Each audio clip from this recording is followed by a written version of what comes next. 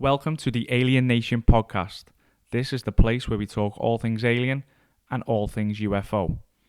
In season 1, we're going to be covering all the hot topics. This is going to include George Knapp, Jeremy Corbell, Bob Lazar, the US Nimitz encounter, the Roswell crash and is there a nuclear UFO agenda, and then also famous UFO landing cases that seem to be around schools. So stay tuned.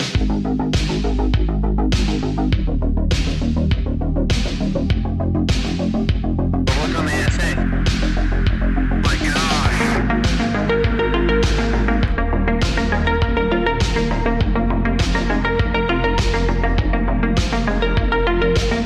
We just had something go right over the top of us that, I hate to say this, looks like a long cylindrical object.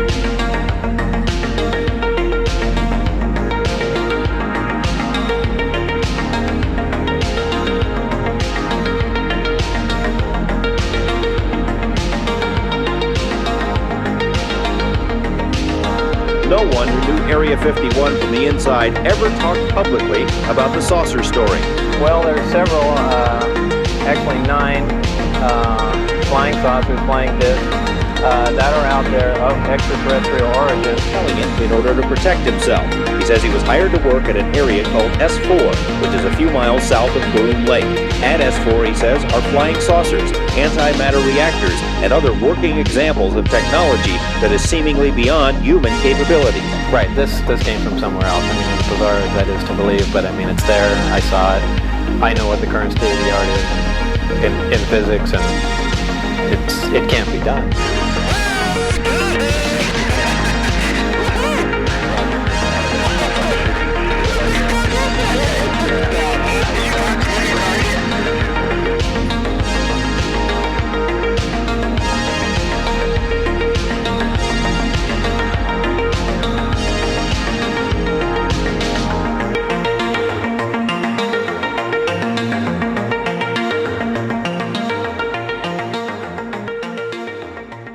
Hi everybody, welcome back to the Alien Nation podcast. I am your host Lee Puxley and I'm joined once again here by my co-host Niall G. Hi guys, welcome to the show. On today's episode, guys, got a really interesting one. We want to be talking about the possibility of there being a nuclear agenda in regards to these UFO reports and these UFO sightings that have been reported all around the world. Yeah, it's a very detailed topic and subject, so there's a lot of names and people to cover, locations, so bear with us guys. Yeah, as Niall said there, it's going to be an interesting one, especially if this is something you're new to. Yeah. But, hang in there with us, a lot of details and a lot of good stuff for you as well. So to give you a bit of background and a bit of context into what we're talking about, during World War II, on July 16th, 1945, in the New Mexico desert, the United States actually became the first ever nation to successfully detonate the atomic bomb. Now this test program was actually called Trinity. That was the nickname that it was given. And it was just 2 weeks later that the United States actually used these weapons on Japan when they bombed Hiroshima and Nagasaki. Now that caused over 200,000 deaths. A lot more were injured, a lot more were reported to have been poisoned, and it actually forced Japan to surrender. It sent shockwaves around all the nations around the world because it showed the show of force that the US Army now had, and it began a nuclear arms race all around the world as people started to fight to create this technology. It started and kicked off the beginning of the Cold War between the USSR, which was obviously Russia, and the US as well. Yeah, and then who they brought over to help them with that was Werner von Braun. He was a Nazi scientist, and they brought over about 100. He brought also about 100 top scientists over, and this man was involved with building the V-2 rocket for Hitler in 1944, and they launched 1,500 rockets towards England, and about 500 landed on their mark. Okay. And this is the same guy and his team that went on to build, they helped launch America's first V-2 rocket, half German, half American, but it was the American first few. And that year they launched 4 rockets that year, V-2 rockets. They launched one on April 16th, 1946, June 13th, October 10th, and December 17th. And these are the rockets that were used in the Apollo missions, well, to help get them to build up to the Apollo missions. Yeah, so Wernher von Braun, he was a very influential figure when it comes down to space travel, and he was basically the creator of these rockets that you've just said. Yeah, and he was also one that had a Mars project, but yeah, he never got to see that through. Yeah, I wish we would have. But going on from that, basically, there's so many different encounters in regards to nuclear activity and UFOs, and it was only 2 years later, from 1945, that we had two very infamous cases. You have the UFO Roswell crash, which again was in New Mexico, where officials claimed that they had actually collected a flying saucer, but then it was then retracted and told that it was just a weather balloon. But we'll go into greater details with that possibly in the future in another episode. The second case is what's called the Kenneth Arnold Report. Now, the Kenneth Arnold Report again was in 1947, and it was a very incredible case because Kenneth Arnold was a very reliable figure. He was a commercial pilot from Idaho, and he got a lot of media frenzy around this encounter that he's seen. The reason being is he actually said that he's seen 9 flying disc-shaped objects. They were travelling at incredible speeds. They were performing incredible manoeuvrability. They were flying in formation, and they looked to be under some sort of intelligent control. Now, this media frenzy that came around it basically got a lot more media, they reckon, than the ending of World War II itself. So that's how important this case was at the time. Now, to go further with that, the reason why the Kenneth Arnold situation is very, very important is because it was just a stone's throw away. It was just a few miles away from the Hanford nuclear facility site. Now, that nuclear facility site played a key role and was critical in the building of the atomic bomb itself. And it's actually been said that without this site, it would never have been created as quickly as it was. Right. We've got so many other cases. Another case is the Vandenberg Air Force case, which was in 1964. Yeah, he was Robert Jacobs. He was the lieutenant officer, and his mission was to film the rocket at 3 stages, the Atlas rocket at 3 stages, and this rocket was traveling between 11 and 14,000 miles per hour. Okay. And then during this flight, a saucer was seen. Yeah, so to basically go ahead there, what Niall's saying is back in 1964, this Vandenberg Air Force case, there was tests that were to be carried out, and these tests were to try and take a weapon that was supposed to be getting sent to Moscow, take it from 12 hours just down to 30 minutes in time, a nuclear strike. So it's been a very important thing to have done if they were able to do that. These tests were set up. Robert Jacobs at the time was given control of the cameras and collecting the data. He thought that everything went well. The next day he was brought in by his superiors, and he was shown the video footage of the recording, and he was asked if he'd seen anything, if there was any sort of foul play involved, which he said no. And to his surprise, when he seen the video footage, he said the UFO traveling, how many thousand miles per hour? 11 to 14,000 miles per hour. 11 to 14,000 miles per hour. This UFO flies right alongside it, shoots a beam of light at this dummy warhead, and it rendered it, basically it disabled it. So all the tests were, I think it shot 2 beams of light at it. There you go, so 2 beams of light. So for it to travel at them speeds, to go around it, to shoot these beams of light, and then just shoot off from the camera. Yeah, in mid-flight, it's incredible. It's technology that even today that we still can't be able to do. So back in 1964, this is incredible stuff. Robert Jacobs, he was told to sign a disclosure agreement, so he was told never to speak about this.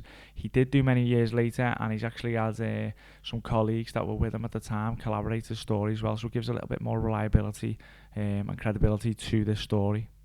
Yeah, and he's even went on shows and talked about it and wanted to get different angles on it, and yeah, he wants the truth out there. And it's the crazy thing about this isn't the only time that this has happened, something like this. You've also got in 1967, you've got the Malmstrom Air Force Base encounter. Now, that involves Captain Robert Salas. Captain Robert Salas has climbed to rank of captain. He'd been in the Air Force for 7 years, and on this very night in 1967, he had an incredible encounter. He was actually 60 feet below in the nuclear bunker. He was the guy that was in charge of the nuclear missile, as he was a nuclear missile launch officer. So if the President of the United States gave him a call and said, we need to send these nuclear weapons to whatever target, whether that's Russia or China. He was the guy who done that. He was the guy who pressed that red button and sent them. So when he's 60 feet below, he gets a phone call from the top guardsman. Top guardsman tells Robert Salas that he sees this red glowing UFO object outside of the base, and it's performing incredible maneuvers, and it's got no noise whatsoever. Captain Robert Salas tells him to make sure it doesn't go above the base, and to ring him back if there's any sort of update on the situation. Only a few minutes go by and the phone rings again. This time the top guardsman is acting a lot more frantic. He's a lot more worried. He's shouting and screaming on the phone, and what he's saying is that the red glowing object is now directly above the silo, directly above these missile weapons. Now, a bit more context with that. These missile weapons, there was 10 of them in total, and each one was 100 times more powerful than the ones that hit Hiroshima and Nagasaki. Wow, that's incredible, isn't it? So that would have caused huge devastation if one of these were ever set off. So thank God that these were never ever sent off to anywhere in the world. Jeez, thank God for that.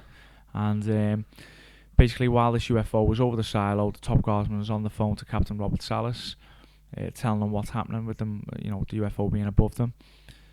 These red lights start going from green to red, which basically means that they are now unlaunchable, and this happened one at a time. So it wasn't just one missile that was rendered unlaunchable, it was 10, and it was all in a row, all at the same time, while this UFO was above the silo. So this can't be any sort of coincidence. This has never happened before. This was something that Robert Salas was very worried about. It took over 24 hours to get them missiles back on track, get them back working again. Full investigation was carried out, and Robert Salas again was forced to never speak about it again, to sign a disclosure agreement, and he was actually told that that exact thing had happened a week earlier with the other crew that were on shift, but he was never told of this scenario. Wow. So again, another incredible encounter. So many around nuclear facilities all the around time. Exactly. This just doesn't happen in America. Everyone thinks that all this happens in America. It doesn't. It's happened in RAF Bentwaters and Rendlesham Forest case. It's happened reportedly in the Ukraine in 1982, where also 86. In 86, Chernobyl. Supposedly, they were there after Chernobyl happened. They were spotted around the location. So again, there's just so many different cases, not just in the US. It's happened in the UK, it's happened in Russia, and I'm pretty certain it's probably happened in other places that we've never even heard of. Yeah, for sure. To furthermore, to go even more in details with this, I've got an amazing encounter, or a close encounter of the third kind, to talk about. That again is surrounding the New Mexico area. Yeah, it's a lot of activity around this New Mexico area. It's just so like much. some sort of hotbed for UFO hotspot. activity. So much. There's theories that saying some people that maybe they're recharging their crafts off the nuclear, or they know that they were playing with some very dangerous toys. Yeah, as I say, I don't really know why they're there, what they're doing there, but they're obviously doing it for some sort of reason. James Fox, after speaking to Robert Salas himself, Robert Salas, got asked that same question, and he said that he felt like it was taking matches away from a baby. Yeah. So he felt like that, these craft, these extraterrestrials that he believes were in them, were basically saying, what are you doing with these nukes? Stop messing around with them. You can't handle them. They're very dangerous. You're going to destroy your planet. And that's why they were switching them offline just like that. Yeah. So to go back to this close encounter of the third kind in Socorro in New Mexico, you've got Lonnie Zamora, who at the time was a police officer. This is back in 1964. Now, Lonnie Zamora, he was driving down the road. He was actually in pursuit of what he called a reckless driver, when he seen in the distance in the New Mexico area this a load of grey smoke. So he left the reckless driver and went to check it out, because he thought it might have been a danger or a hazard to the community. As he gets there, he sees this large white object on the ground. He also gets to see these small, what he described as children-like figures walking around this object, but they had the back to him and they were wearing white suits. As Lonnie starts to exit the car, he's very scared, he's very confused, he doesn't know what's going on. One of these figures turned around directly and looked right at Lonnie Zamora, right in the face. Lonnie was, again, very scared, very terrified, wasn't too sure what to do at this time. These figures reportedly walked around the craft. Lonnie Zamora started to get closer to the craft, apparently become about 50 feet away from the craft. When this craft lifted up 20 to 30 feet in the air, hovered with no noise whatsoever, but there was an extreme heat that he could feel coming from it. And then just as, quickly it snapped off like that right into the, away from him. Lonnie Zamora ended up phoning, the police force, and all these other agencies came in to investigate, and there was physical evidence left on the ground. There was things like bear marks on the floor. There was 4 landing markings found on the floor, which Lonnie Zamora preserved this evidence by putting stones around them. Them stones are still here today in the Socorro Desert. You can go visit them. And they also found 2 lots of tiny footprints in the ground. Yeah. This is physical evidence that was left at this site. Now, this case is so important again because it's around this nuclear facility site. You've got a reliable, credible person such as Lonnie Zamora. There, you've got physical evidence on the ground showing and proving the case. And it was actually Dr. J. Allen Hynek, who was the head of Project Blue Book at the time, which was a US government-funded program to try and basically dismiss this UFO phenomenon and try and describe it away as meteors or asteroids or whatever, swamp gas or whatever excuses that they tried to say. Can't use that one anymore. No, can't use that one anymore. So he was basically a disbeliever at the start of this program. When he seen the Lonnie Zamora case, he actually changed his mind. He then became a big believer that something is going on and that there is something visiting our planet. Jack Valet, who was his right-hand man at the time, said that this case, it's not an isolated case. This has happened many times. It's even happened in France, in his hometown in France. Yeah, there's a lot of sightings in France. There's a lot of countries around the world that have that people don't know, like Peru have their own team to investigate UFOs. Yeah, France does as well, supposedly. Yeah, it's just crazy because there's so many reports, and nowadays this taboo subject is starting to go away, but there does seem to be a pattern, and the UFO community have come together, they've looked at the evidence, and they've seen these patterns that they do seem to be in and around nuclear facilities, in and around military bases, almost like they're trying to keep on track of our technology. Maybe they're just trying to see what stages we're at, and hopefully that one day we don't harm the planet like we could have if one of them missiles would have actually went off. Yeah, and or they're here visiting. They're obviously checking up on us, but there's the theories too. Like I was saying, that people are saying that they're somehow using these to power the crafts or recharging their crafts off it. One of the theories. Who knows, guys? We don't know. Yeah, we do not know. It's something that we discuss on a daily basis. It's something that we want you to discuss. We're open to ideas, and we'd just like to thank you for watching, guys. And hope you enjoyed the show today. Yeah, it was, hope you enjoyed it, guys, and stay tuned for more. See you soon.